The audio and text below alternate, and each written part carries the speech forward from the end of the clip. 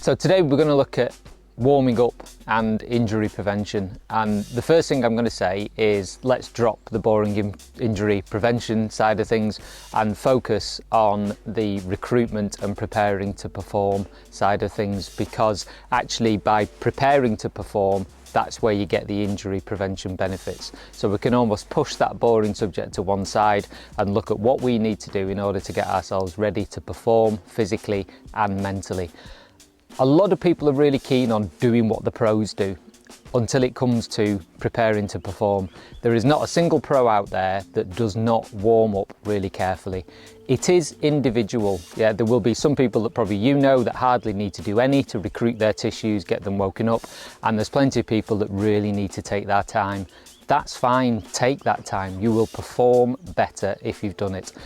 Big excuse I come across a lot of the time is people saying that when they're outdoors, they haven't got the kit and they don't know what to do to warm up at a crag where they don't have the access to the things that you do at a climbing wall. So that's what we're going to take a look at now.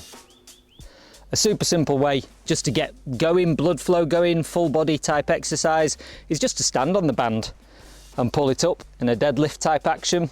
Yeah, or you could even do a squat type action if you're really wanting to work the legs. Often legs get ignored. Just because you've walked in doesn't mean that they're fully warmed up. So give some time to them as well. Legs are really important in the warm-up, both for generally getting blood flowing and that kind of thing, but really ignored in a lot of warm-ups. So this is a really nice single movement that integrates everything. Coming out the side here really works the thigh, here works the lateral thigh, but we're getting the upper body involved in it, and you can boost it up by doing alternate elbows to knees. So two reasons that people say that they can't warm up at the crag: that they've not got the kit to do it, weighs too much, and there's not anything to use while they get there. If you've come treading, then find somewhere you can place some gear at a convenient height. You've already got the gear with you. All you need on top of that is a band that weighs about 100 grams. You'll have a carabiner with you anyway. If you're sport climbing, just clip into the first bolt. It's easy. Quick word about bands. Although this is lighter, if we're really wanting to recruit and get fully fired up for a hard attempt on something, then a yellow TheraBand or one of these is really just not going to cut it. We need something big and beefy. They're still light, and simply just attach it to the carabiner to pull or push against. Alternatively, if there isn't anywhere at ground level to place gear, nothing that you feel you can use, a really light luggage strap. They're surprisingly strong. This is one that I use for testing and all sorts. Weighs next to nothing, just around a tree, yeah, or a tree that you can get a strap around, but then you're probably getting into trees that are a little bit weak potentially. So we want to be respectful of the trees. Come down into what's known as a split squat. So we're really activating the glutes, thigh, knee, the whole lot, and pull back and rotate forwards. Pull back as far as you can. Yeah, getting this action through the hips and through the body. Lots of rotation and pulling to where we do in climbing, which is locked off down to the side of the chest. Super simple, full body.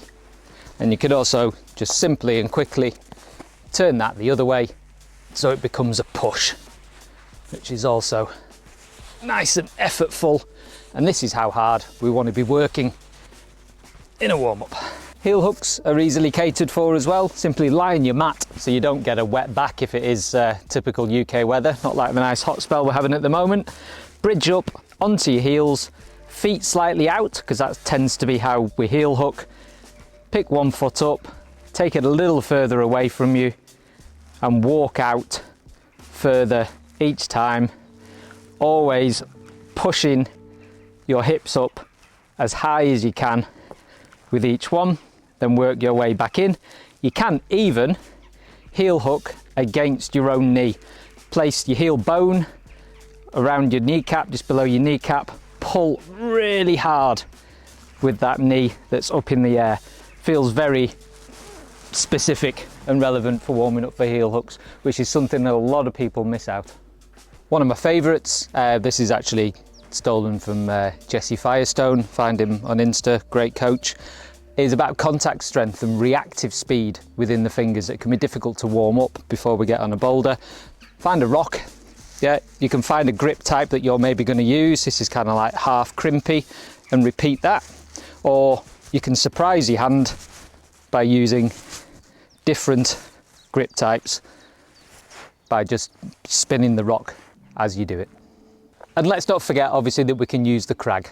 Yeah, if you want to bring a portable edge with you to the Crag, obviously that's totally fine, but nature provides. And just here we've got high angle crimping, got open, half crimp, we've got pinch, even got a bit of a cheeky hand jam into the slot if you want. So look at what you're doing and what you're about to get on. Yep, find something similar and gradually recruit harder and harder onto that, taking more and more weight through it, just using the rocks in the area or even holds on your climb. Often just before you have an attempt on something or at the end of your warm-up, we need to get really firing. We've done a lot of strength-based work, we need a little bit of speed, and just simple power press-ups done to your level, might be on your knees, might be stood up against the wall, whatever it is, just to get things firing. A couple of sets of 6 can also be good. We need to get the lower body firing as well to do a similar idea and just jump high onto something. So the main message from this video is to not let perfection get in the way of getting something done.